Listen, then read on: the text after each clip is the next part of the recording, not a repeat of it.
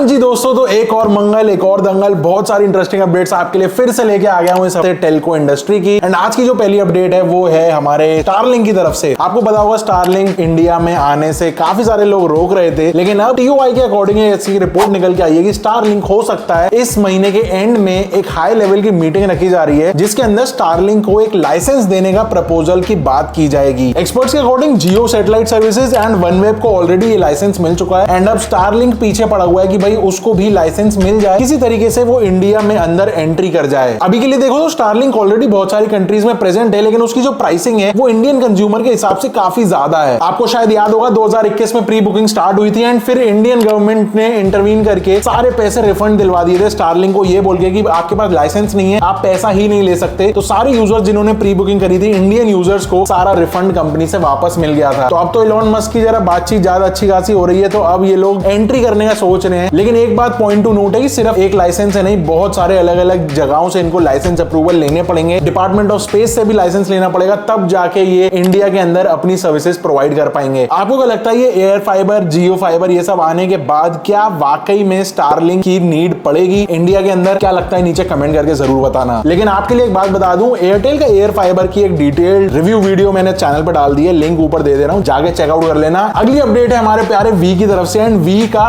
कुछ टाइम से ना न्यूज चल रही थी कि शायद एक यूएस की कंपनी एक्वायर करने वाली है, एंड ये चीजें और ज्यादा एस्केलेट तब हो गई जब पता चला कि वी ने 1701 करोड़ रुपए की स्पेक्ट्रम इंस्टॉलमेंट गवर्नमेंट को पे कर दी है। तो ऐसा लग रहा था शायद फंडिंग आई है शायद वहां से, एंड वही फंडिंग वी ने यहाँ पे यूज कर ली है। ऑल्सो मार्केट को ये लगा कि शायद अब वी फाइनली सही हाथों में जा रही है, एंड इसीलिए वी का शेयर भी 52 वीक्स हाई को छू के आया। अब वी अपने ड्यूज को स्लोली क्लियर तो कर रहा है, लेकिन ये रूमर्स जो थे इसको भी वी ने बिल्कुल क्लियर कर दिया कि ये सब रविश बातें हैं। ऐसा कुछ नहीं है कि वी को कोई अभी टेक ओवर कर रहा है, लेकिन हम तो शुरू से ही कहते आ रहे हैं, क्या पता, मैं तो सिर्फ एक गेस लगा रहा हूं, शायद बीएसएनएल या फिर अडानी या फिर टाटा कुछ मर्जिंग हो जाए यहाँ पे, एंड इंडिया की तीसरी तगड़ी वाली टेलको कंपनी बन के बाहर आ जाए। क्या लगता है आपको, ऐसा कुछ हो सकता है कि नहीं? अगली अपडेट एविएशन सेक्टर को लेके, एंड ट्राई ने कंसल्टेशन पेपर रिलीज किया था जिसका नाम था data communication services between aircraft and ground stations provided by organisation other than Airports Authority of India. ये तो नाम था भाई।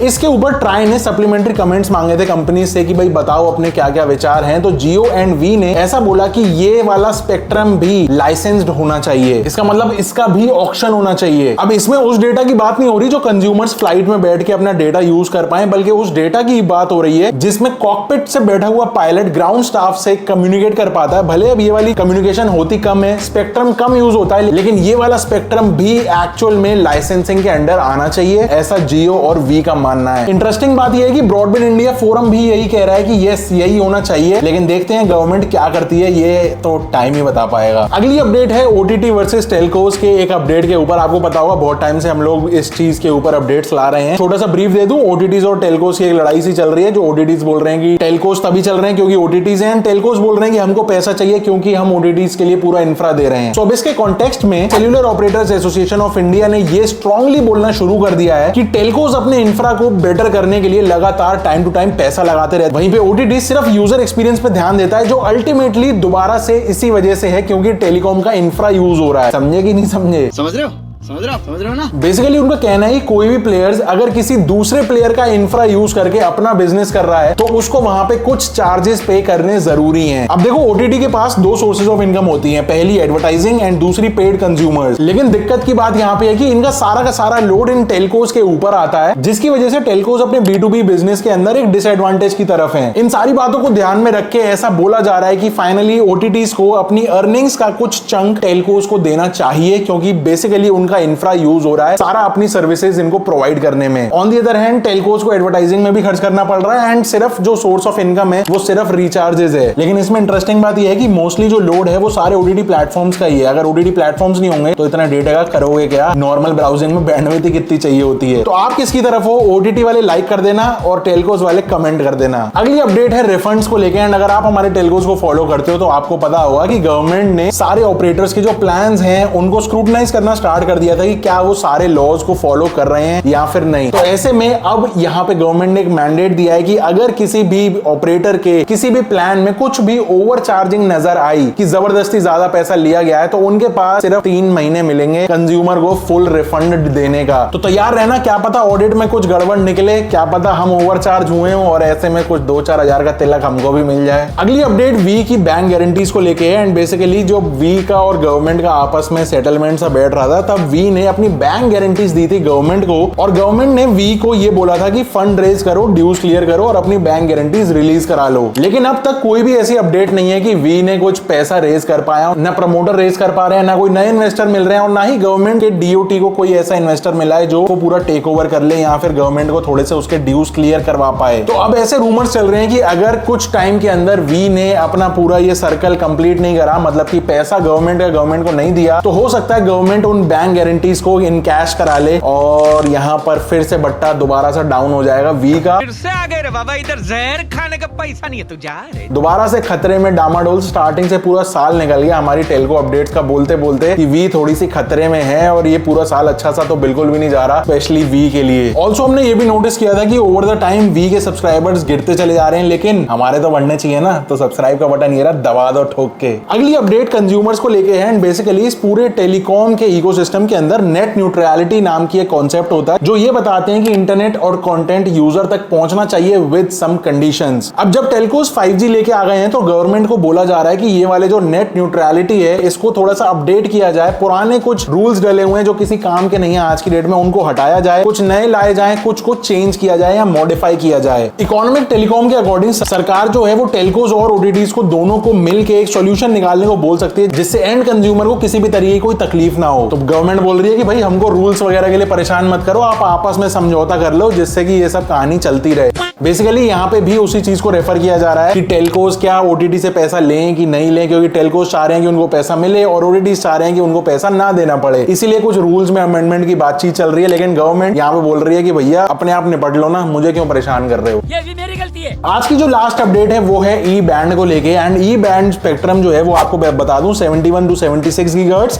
एंड 81 to 86 गीगाहर्ट्ज, इसके 12 की रेंज के अंदर ये जो गवर्नमेंट ने दिया था एडमिनिस्ट्रेटिवली सारे ही टेलकोस को, चाहे वो एयरटेल हो चाहे जियो, जिन ने स्पेक्ट्रम ऑक्शन में पार्टिसिपेट किया था, तो वहां पे एडमिनिस्ट्रेटिवली ये वाले स्पेक्ट्रम दिए गए थे सिर्फ इस काम के लिए कि जो टॉवर्स हैं उनको फाइबराइजेशन के लिए यूज कर पाए टेलकोस। लेकिन अब जियो ये कह रहा है ट्राई को कि ये वाला जो स्पेक्ट्रम है ना वो हमको यूज करने दिया जाए नॉर्मल पब्लिक को सर्विसेज देने के लिए। क्यों? क्योंकि ये वाला जो स्पेक्ट्रम है ये बहुत हाई स्पीड दे सकता है, जिससे आम जनता का भला होगा। एंड डेंस एरियाज जहां पे मल्टीपल वॉल्स आती हैं बीच में, पेनिट्रेशन जहां पे ज्यादा चाहिए होता है 5G को पहुंचाने के लिए, वहां पे ये अच्छा खासा काम कर सकता है। और आज है 19 सितंबर, तो आज मोस्ट प्रोबेबली जियो का एयर फाइबर लॉन्च होना है। अगर मेरे एरिया में हो गया तो फटाफट से उसको मंगा के आपके लिए फुल डिटेल्ड वीडियो बना दूंगा। अगर आपके कोई भी क्वेश्चन हो इससे या फिर एयरटेल एयर फाइबर से रिलेटेड, तो नीचे कमेंट्स कर देना। और यही कुछ था आज की इस वीडियो में, पसंद आई है तो लाइक कर देना, सब्सक्राइब कर देना चैनल को। I will see you in the next one. Till then stay safe, stay sarcastic, see ya and goodbye।